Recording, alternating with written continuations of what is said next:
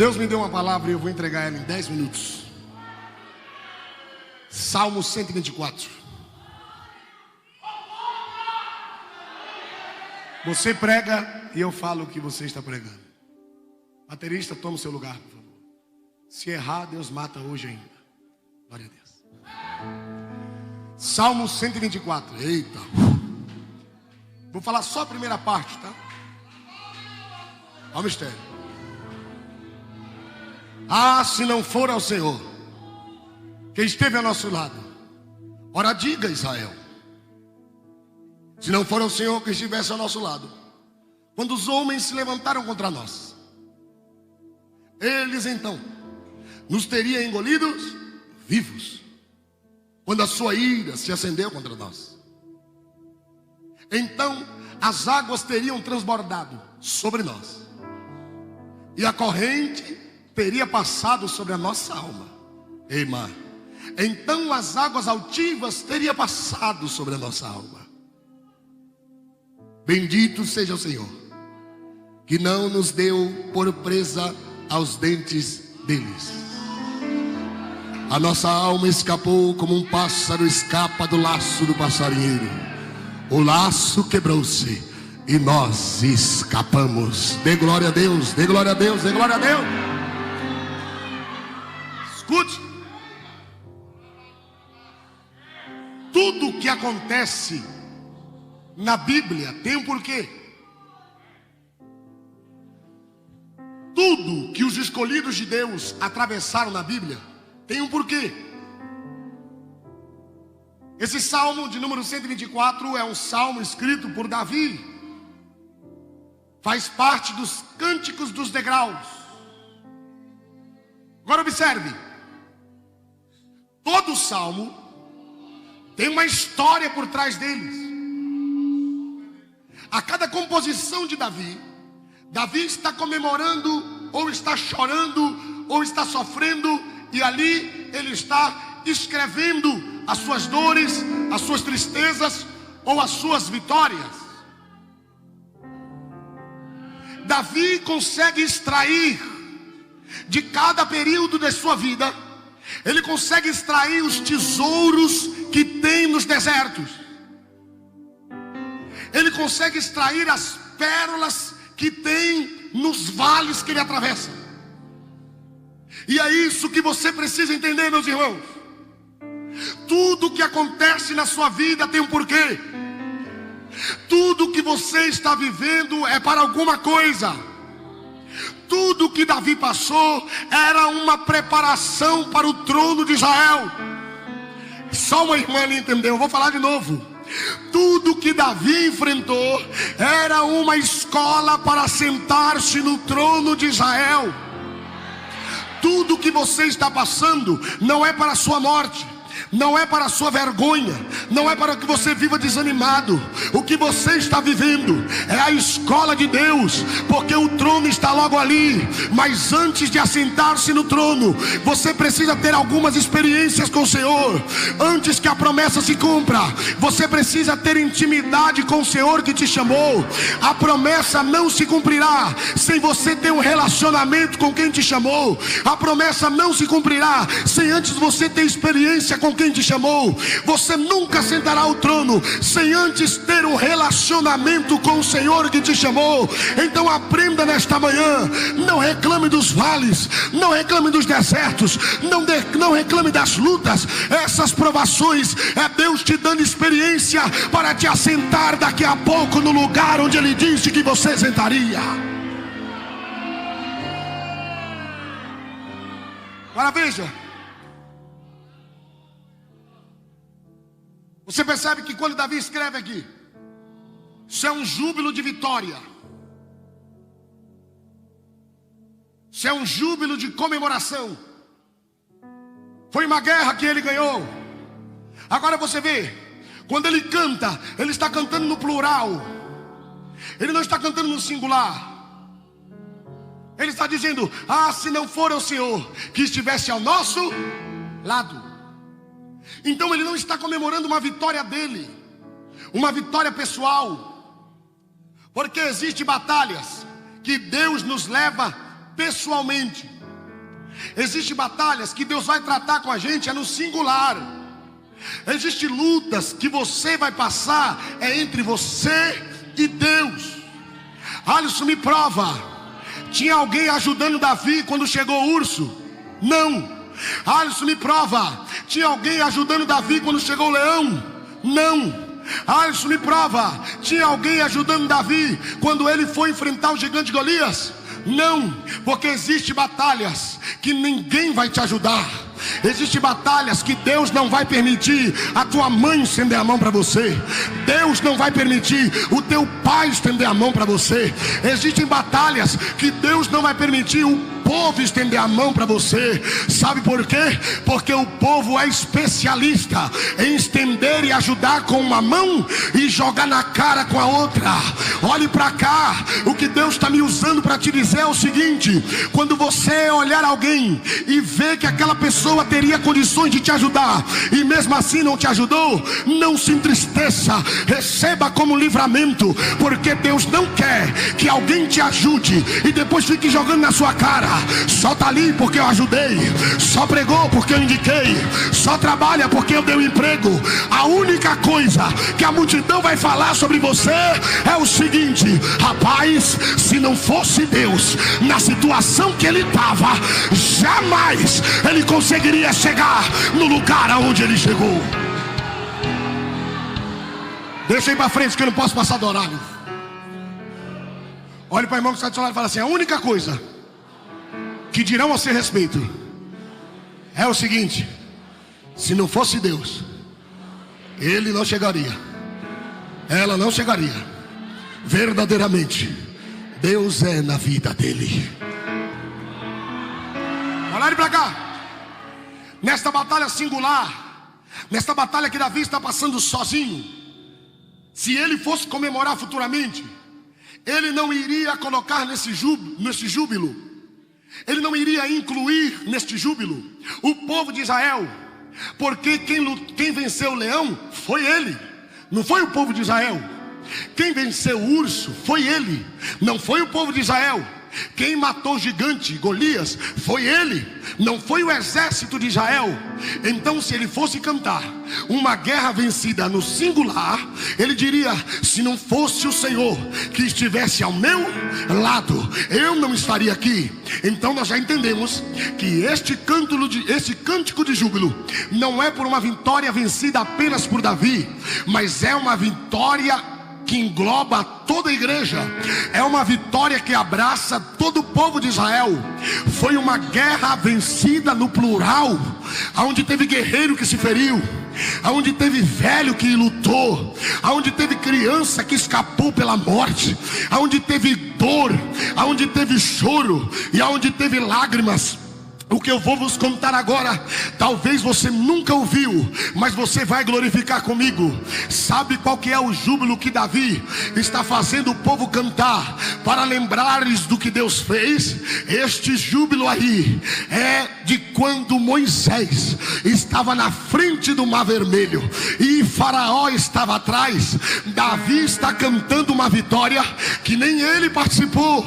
Davi está lembrando o povo de uma vitória que muitos que estavam ali não participaram. Mas o que Davi está querendo passar para a multidão é: o mesmo Deus que esteve com Moisés e que deu livramento de Faraó permanece conosco até hoje. Agora observe, ele está cantando um júbilo nacional. Eu vejo e imagino, se na época tivesse televisão, Davi ia aparecer em rede nacional e ia dizer: gente, sabe aquele hino que eu compus, o de número 124, eu estou conclamando a nação para todo mundo, tal hora, tal dia, em tal lugar, comparecer lá. Eu não quero ninguém de cabeça baixa, eu não quero ninguém triste, eu não quero ninguém depressivo, porque agora o momento é difícil, agora o momento é de crise, agora o momento é de dor, mas nós vamos cantar que o Deus que estava com Moisés não nos esqueceu, não nos abandonou, permanece conosco. Agora observe, todo mundo está no endereço que Davi passou, todo mundo está no horário que Davi passou, todo mundo já está com a harpa aberta para começar a lembrar do que Deus fez. Aí Davi abre o congresso e começa a dizer para a multidão: agora nós estamos tristes, agora nós estamos atravessando por desertos, mas o que eu quero cantar para vocês agora é para que vocês nunca se esqueçam que o Deus que estava com Moisés e com o povo não nos abandonou. É isso que Moisés começa a cantar: ah, se não for ao Senhor que estivesse ao nosso lado, quando os homens se levantaram contra nós. Quem são esses homens? Faraó e o seu exército. Bota na tela aí para a igreja acompanhar, bota na tela aí.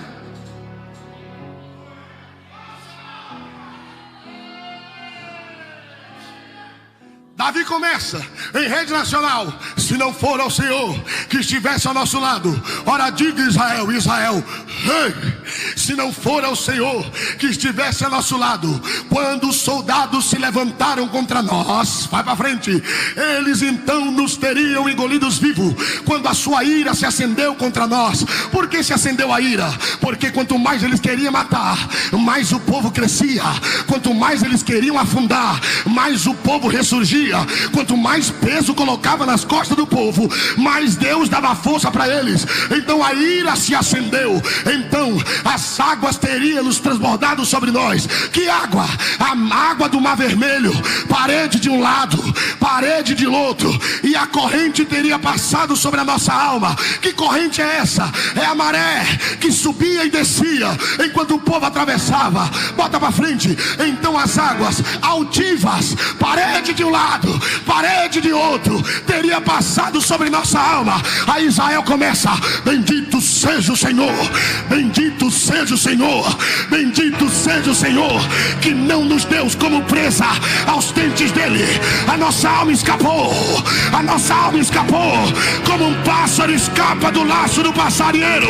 Faraó tentou, Faraó fez tudo, mas o laço quebrou e nós estamos vivos.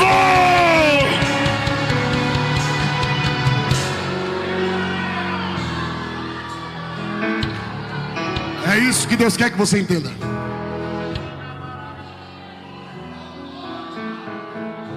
Deus está te recordando agora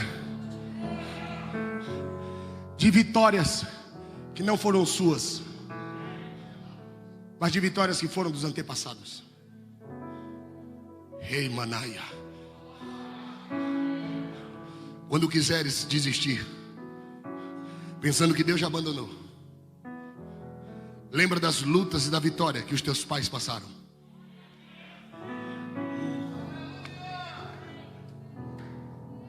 Toda vez que eu penso em desistir, eu lembro das guerras que a minha mãe passou. Eu cheguei na casa da minha mãe esses dias, 7:30 da noite. Tinha um casal lá. E ela começou a contar o testemunho dela para esse casal. Sabe que horas ela parou? 00:30. Eu falei: mãe, a gente precisa ir embora. Ela disse: então vamos. Outro dia eu termino o testemunho.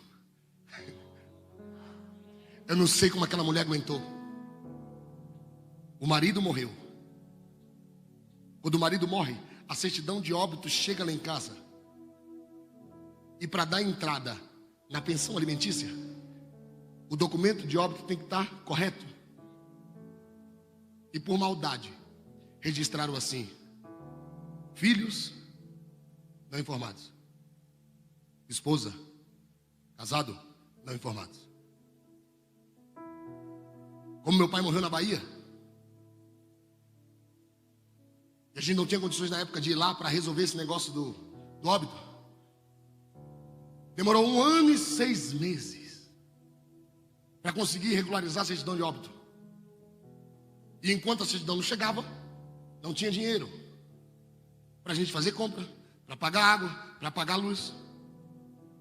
E Deus disse à minha mãe: vou mostrar que eu sou Deus na conta de água e na conta de luz. Eu canto desde 7 anos. Na época eu tinha 13. Eu não sei o que era Deus. Eu sei, era Deus. Eu chegava na igreja, cantava, o pastor me chamava e falava assim: garotinho, vem cá. Leva, é para você, uma cesta básica. Pegava e levava. Chegava em outras igrejas, os irmãos diziam: Deus mandou te dar um dinheirinho. Me dava 100 reais, 120 reais para comprar carne. Então Deus preparava a cesta básica, preparava o dinheiro para a carne. E Deus disse que ia provar que era Deus na água e na luz. 1 mês atrasado, 2 meses atrasado, 3 meses atrasado, 5 meses atrasado, e ninguém cortava a nossa luz. Ah, você não entendeu não, irmão? 9 meses atrasado, 10 meses atrasado. Quando abria a torneira, água cristalina. Quando ia no interruptor, a luz ligava. Ninguém cobrava, ninguém ligava, ninguém dizia: olha, vai cortar. Ninguém dizia: olha, tá atrasado. E minha mãe pegava o bolo de conta. Posso usar esse papel aqui, pastor? Posso usar esse papel aqui?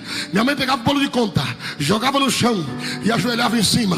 E eu só lembro dessa oração: não deixa eu passar vergonha, não deixa eu passar vergonha, não deixa eu passar vergonha, não deixa eu passar vergonha. 1 ano atrasado, e a luz estava lá, a água estava lá. Quando a certidão de óbito chegou, que saiu todo o dinheiro travado da minha mãe, dinheiro de 1 ano, com correção e juros e não sei o que monetário lá, saiu uma bolada. A primeira coisa que ela falou: vou pagar água, vou pagar luz. Aí Deus disse: vou te provar que eu sou o teu Deus na água e na luz. Minha mãe ligou na Sabesp na época. Sabesp até hoje, ou já mudou? É a mesma coisa, Telefônica, Eletropaulo e Sabesp. Minha mãe ligou lá e começou a falar com o atendente: ô moça, eu não sei como, mas eu tenho 1 ano atrasado aqui e eu quero pagar. Do outro lado a moça diz: me passa o CPF. A minha mãe começa a guardar, passa o PFF. A moça demora uns 10 minutos e minha mãe pergunta de novo: ô moço, eu estou com as contas na mão, eu quero pagar, eu já recebi o dinheiro, mas eu quero que você faça um acordo. E o camarada do outro lado diz: espera mais um pouquinho, eu estou resolvendo. Passaram-se mais 15 minutos. A minha mãe não suportou e disse: moço, pelo amor de Deus, eu quero pagar, vocês estão me enrolando, eu quero pagar essa dívida aqui. O moço do outro lado começou a gaguejar: ô moça, eu não sei o que aconteceu, porque ninguém fica 1 ano sem pagar água, ninguém fica 1 ano sem pagar luz, e no sistema está mostrando que a tua luz está ligada, no sistema está mostrando que a tua água está ligada. Ô moça, você está dizendo que não pagou, mas no sistema está mostrando: janeiro está pago, fevereiro está pago, março tá pago, abril tá pago, maio tá pago. Ô moça, não tem nada para pagar não.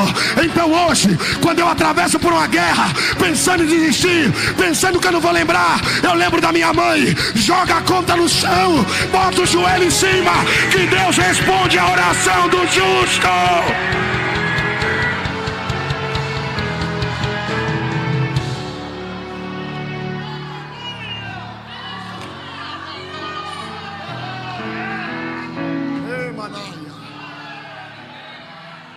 Lembra das guerras que os seus pais enfrentaram? Esses dias eu passei por outra. Vai vendo, pastor. Pai morreu, as contas atrasou e a vitória chegou. Daqui a pouco o diabo não se contenta. Mulher guerreira, aquela minha mãe, ela tinha que estar aqui hoje. Meu primo se desentende com meu irmão. Isso ali no curto período de tempo. Os dois sem cabeça, jogando bola. Parece que foi dar um rolinho num, um rolinho em outro. Um não aceitou, deu um carrinho. Já levantou nervoso. Meu irmão pegou uma garrafa de cerveja, quebrou a garrafa de cerveja e cortou o braço do meu primo, até a artéria, o tendão. Isso aqui caiu assim. Quando ele pensava que ia estancar o sangue, ele tirava a mão e o sangue vinha na cara dele. Foi para o hospital. Meu irmão chega em casa só com o dedo cortado. E meu tio, que buscou meu irmão, estava no dia jogando bola, olhou para a gente e disse assim: aconteceu um problema grave. Minha mãe tinha acabado de perder o marido. Estava em depressão há 1 ano e pouco já. Alisson, neto, cortou o braço de João. E João está no hospital entre a vida e a morte. E o médico está falando: só atendo se der queixa. Se não der queixa, eu não atendo. Aí lá vai o tio, para não perder o filho, da queixa do próprio sobrinho. E meu primo, correndo risco de vida. Meu irmão, polícia na porta para levar para a prisão. Atentado de homicídio, tentativa de homicídio. E minha mãe de um lado. Daqui a pouco chega a mãe desse meu primo. E o que ela faz? Ela pega a culpa e joga tudo na minha mãe. Porque o diabo sabe da gente, na vida inteira, ele vai te estudar a vida inteira. E uma coisa que deixa minha mãe péssima, ela perdeu uma amizade. Quer acabar com a minha mãe, ela perdeu uma amizade. E naquele dia ela viu que ela perdeu uma amizade. Sabe quantos anos que a mãe do João ficou sem falar com a minha mãe? 10 anos. Minha mãe morava aqui e ela morava aqui. Quando elas saíam, parece que o diabo é terrível, né? De vez em quando as duas saíam juntas, exatamente juntos. E a outra tia olhava assim e dizia, a gente ri. Eu pensava que isso era só em filme, mas eu vi várias vezes. Aí o que minha mãe fazia? Minha mãe costurava pano de prato. Eu só estou relembrando dos desertos que eu passei, que me ajudam a viver hoje. Minha mãe colocava num pano de prato, Jesus te ama, e eu também. Entregava na minha mão e eu levava lá para ela. Quando eu chegava lá, ela não queria me receber. Eu voltava e dizia, mãe, ela não quis receber. Vai lá e joga por cima do portão. Pegava, jogava por cima do portão. Quando eu voltava, minha mãe estava chorando. Toda quarta-feira, minha mãe dava um presente para ela. Uma tapoé, um pano de prato, um jogo de talher. Toda quarta-feira. Eu falava, mãe,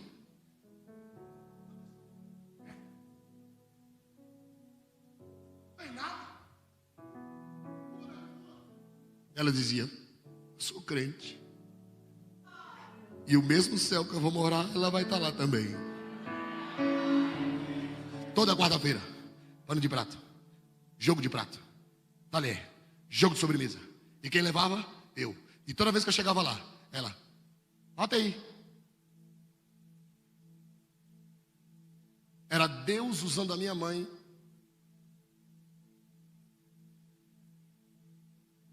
a me ensinar algo que no futuro eu passaria. Eu e ela passamos juntos. 10 anos depois, minha mãe acorda na madrugada. Minha mãe é mulher de oração. Tamira está ali. Dormiu muitos anos lá em casa ajudando a minha mãe na depressão. Minha mãe tinha dia que dobrava o joelho 10 da noite, levantava da oração meio-dia. Mas não é aquela oração assim, não. Deixa eu mentir. Era 12 horas de oração assim. Jesus! Ai, Jesus! Não sei como ela tinha voz para aquilo. 10 anos depois, minha mãe acordou na madrugada falando em língua.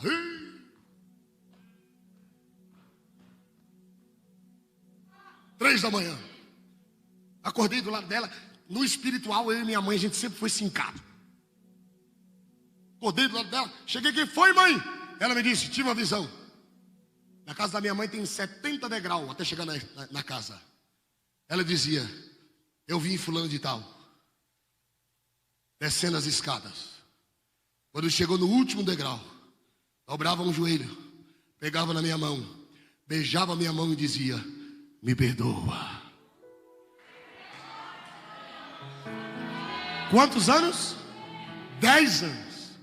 No dia seguinte, uma voz brada, Dinha! Minha mãe, pode abrir, que é ela. Deus já me mostrou.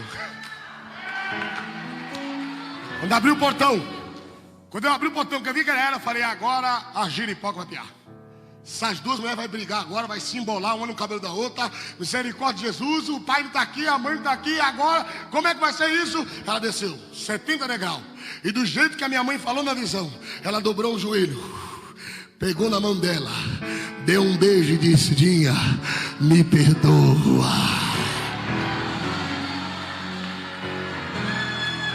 Você está querendo dizer, irmão Alisson? Sabe o que Deus me ensinou através da minha mãe? Quando alguma coisa acontecer com você, não é para brigar, não é para xingar, não é para ir para a justiça, não é para querer matar, não é para ameaçar de morte. Entra no teu quarto, fecha a tua porta e ora, porque o Deus que te ouve em oculto te recompensará em público. Lembra dos vales dos teus antepassados. Amém. Se o pastor permitir, se coloque de pé. Aí um dia desses eu atravessei por um processo desse. E minha vontade era bater, enforcar. Minha vontade era não falar. Só que enquanto eu pensava em processar, Deus me lembrava dos vales da minha antepassada, que é minha mãe. E eu pensava, minha mãe não agiu assim. Não sou eu que vou agir da mesma forma. A gente pode entrar em outra questão aqui agora. Papai, mamãe, você pode pensar que as suas atitudes não são observadas pelos seus filhos. Mas as atitudes que vocês tomam, seus filhos guardam e gravam. Porque quando isso aconteceu comigo, eu tinha 13 anos. E eu nunca esqueci. Quando a água e a luz ficaram de ser cortadas, eu tinha 12 anos. E eu nunca me esqueci da cena. Papel no chão e joelho por cima.